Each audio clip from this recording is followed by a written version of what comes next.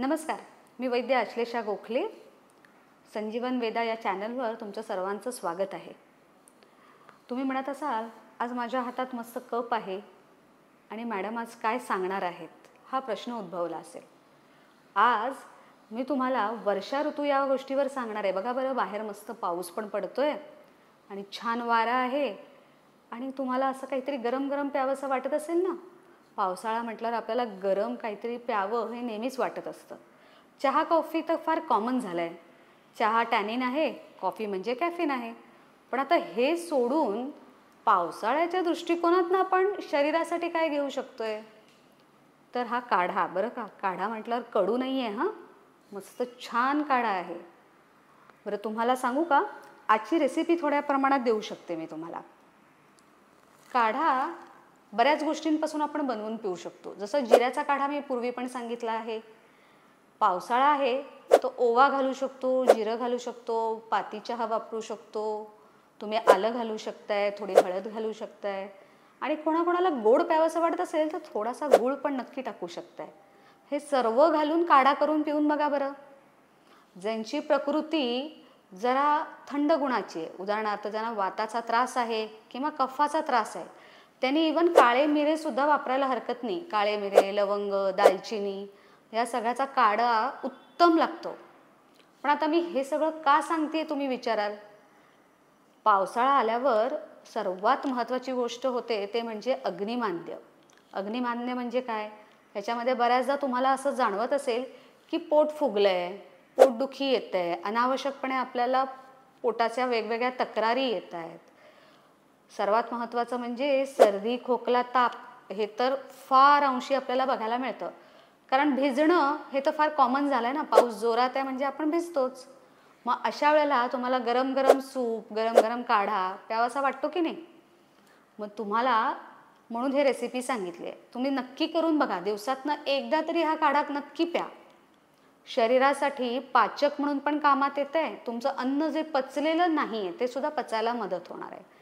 पावसाळ्यामध्ये अन्न पचनाचा खूप त्रास असतो, कारण आपलं चलनवलन तुलनेने कमी असतं. कारण आपण पाऊस म्हटल्यावर बाहेर जात नाही, फिरत नाही, व्यायामाचा अभाव असतो, छान झोपावंसं वाटतं, आळसपणाही वाढलेला असतो शरीरात. त्यामुळे कफाची वृद्धी झालेली असते. त्यामुळे या सगळ्याला जर पळवून लावायचं असेल तर नक्की मी केलेला काढा करून पहा. आणि आता बऱ्यापैकी काढ्याचे रेसिपीज पण यूट्यूबवर अवेलेबल आहेतच. पण तुम्ही स्वतः नक्की घरी या सगळ्या गोष्टी म्हणजे स्वयंपाकघरातल्या गोष्टी वापरून काढा करा. आता पावसाळ्यात तुम्ही काय काय करू शकताय.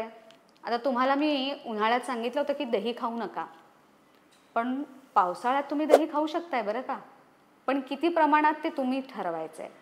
अल्प प्रमाणात दही चालतं आहे, कारण दही खायला थंड असलं तरी मुळात उष्ण आहे. त्यामुळे उष्ण असल्यामुळे तुम्ही दह्याचा वापर दुपारच्या जेवणात, सकाळी घेऊ शकता, पण रात्री दही खाऊ नका हां, परत कफवृद्धी होऊ शकते. त्यामुळे तुम्ही असं म्हणाल की बऱ्याचदा मी असं सांगते की हे खाऊ नका, ते खाऊ नका, पण तुम्हाला आत्ता मी काय खा हे आवर्जून सांगते. पावसाळ्यात गरम सूप, मुगाच्या डाळीचा वापर हे जास्त करा. पेज करून प्या, गरम पेज. पण भात आपण तयार करतो तो डायरेक्ट तयार करा, कुकरवरचा भात करू नका, कारण कुकरच्या भाताने तुम्हाला जास्त गॅस होऊ शकतो. वाताचा त्रास मुळात गॅसेस जास्त झाल्यावर अजून वाढतो. आणि सर्वात महत्त्वाची गोष्ट लक्षात घ्यायची म्हणजे अपचन जितकं जास्त वाढणार आहे तितके वाताचे रोग वाढणार आहेत. उदाहरणार्थ वाताचे रोग म्हणजे तुम्हाला माहीत असेल की आपल्याला गुडघेदुखी येतात, कंबरदुखी आहे, कोणाला पॅरालिसिस झालेला आहे, कोणाला सायटिकाचा पेन आहे.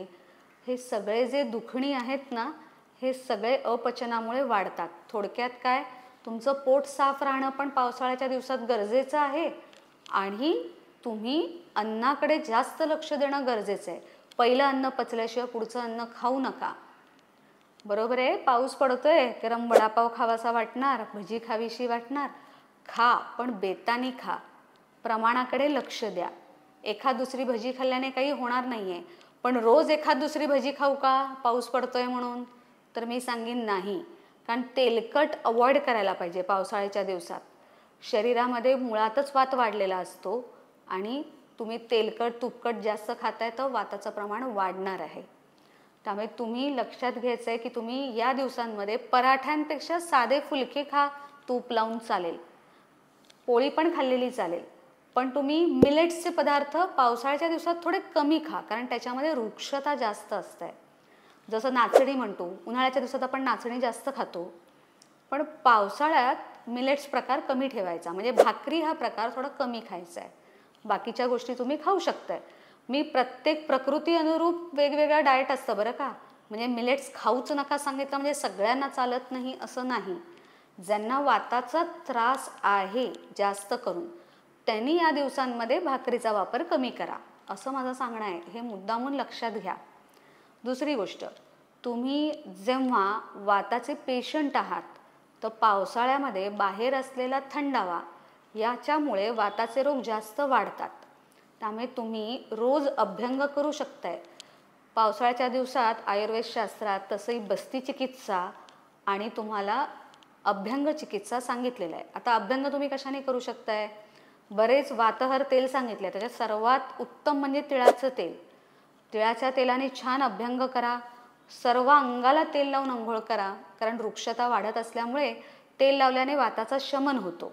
या तेलामध्ये तुम्हाला बरेच प्रकार मिळतात. महानारायण तेल आहे, बला तेल आहेत, दशमूळाचं आहे, दशमूळ काढा घेऊ शकताय तुम्ही या दिवसांमध्ये. पण तुम्हाला तेल लावल्याने जो फायदा होणार आहे वातासाठी, त्याच्यात सोबत तुम्ही तळपायांना तेल लावायला विसरू नका. त्याच्यामागचं कारण काय की आपण जेव्हा जमिनीवर चालत असतो तेव्हा थंडावा सगळं आपल्या शरीरात तळपायापासून जात असतो. त्यामुळे पादाभ्यंग सांगितलेलं आहे या दिवसांमध्ये. म्हणजे तळपायांना नक्की तेल लावा आणि छान हलक्या हाताने तेल जिरवून मग झोपा.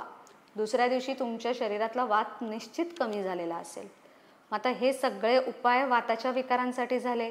आता तुम्ही म्हणाल पावसाळा आहे, पावसाळ्याच्या दिवसात आपण बरेच प्रकारचे उपवास पण करतो ना. उपवासाचे दिवस आलेत की नाही? कारण श्रावण महिना येणार, भाद्रपद महिना येणार, या दिवसांमध्ये आपण उपवास करतो. उपवास फायदेशीर आहे का पावसाळ्यात? नक्की आहे. मी आत्ताच तुम्हाला सांगितलं की पावसाळ्याच्या दिवसात पचनाचे विकार वाढतात.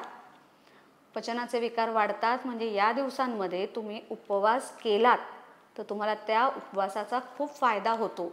पण या उपवासाच्या दरम्यान मी आधीच्या व्हिडिओत सांगितलेलं आहे की साबुदाण्याचं प्रमाण किंवा पचायला जड पदार्थ किती प्रमाणात घ्यावं, कसं घ्यावं, त्या व्हिडिओमध्ये नक्की बघा तो. कारण त्याच्यामध्ये सांगितल्याप्रमाणे तुम्ही उपवास नक्की करा. पण तुम्ही फळं खा, भरपूर भाज्या खा. या दिवसांमध्ये पालेभाज्या चालत नाही हं, तेही लक्षात ठेवा. जर पालेभाज्या तुम्ही खाणारच असाल तर ते शास्त्रोक्त पद्धतीने त्याला स्वच्छ धुवून घेणं गरजेचं आहे. शास्त्रात काही नियम सांगितले आहेत पालेभाज्या वापरायला, पण तसं जर करून घेणार असाल तरच पालेभाज्या खा. फळभाज्यांना जास्त प्राधान्य द्या, जसं भेंडी आहे, पडवळ आहे, दुधी भोपळा आहे. या गोष्टी नक्की पावसाळ्यात खा, कारण या गोष्टी पचून जाणार आहेत. पण आजकालच्या दिवसात आपण बघतो की जास्त प्रमाणामध्ये छोले खाल्ले जातात, चणे खाल्ले जातात, म्हणजे पचायला जड पदार्थ जास्त खाल्ले जातात. ते नक्की आवर्जून टाळा. दुपारच्या जेवणात जर तुम्ही ते खाल्लेले असाल तर तुम्ही रात्री परत ते खाऊ नका. म्हणजे काही गोष्टी तुम्ही बॅलेन्स करायला शिका. म्हणजे आता दुपारी तुम्ही भजी खाल्ली आहे तर रात्री पुन्हा तेलकट खाऊ नका. तुम्ही जर बॅलेन्स करायला शिकलात तर कोणत्याही ऋतूमध्ये तुम्ही कोणत्याही गोष्टी व्यवस्थित खाऊ शकताय. आता तुम्हाला पावसाळ्यामध्ये काय खायचं आहे हे नक्की समजलंय ना? मग तुम्ही काढा वगैरे करून पिणार आहात का नाही? आता हा व्हिडिओ संपायच्या आधी मी तुम्हाला काढ्यासाठी एक छोट्याशा गोष्टी सांगते, टिप्स म्हणून. तुम्ही जसे काळे मिरे वापरणार आहात, जे पित्त प्रकृतीचे लोक आहेत त्यांनी एखादा दाणाच वापरावा त्याच्यात. पण जो पित्त प्रकृतीचा नाही आहे त्यांनी एक चिमटीभर मिऱ्याची पूड टाकली तरी चालेल. सुंठ पावडर वापरताना सुद्धा एक चिमटीभर वापरा.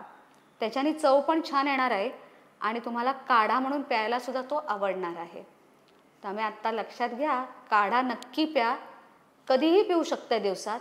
त्याचा फायदा असं होणार आहे की तुम्ही जे काय अन्न घेतलं आहे ते सगळं नीट पचणार आहे पावसाळ्याच्या दिवसात. आणि पावसाळा मस्त एन्जॉय करा. पावसाळ्यात अगदी भिजलात तरी काढा नक्की प्या. म्हणजे तुम्हाला सर्दी, खोकला, ताप यापासून नक्की लांब राहाल. काढ्या पिण्यामुळे तुमची प्रतिकारशक्तीत सुद्धा वाढ होणार आहे. त्यामुळे रोगांपासूनही तुम्ही थोडे लांब राहणार आहात. म्हणजे स्वस्थ राहा आणि पावसाळ्याची मजा नक्की घ्या. धन्यवाद.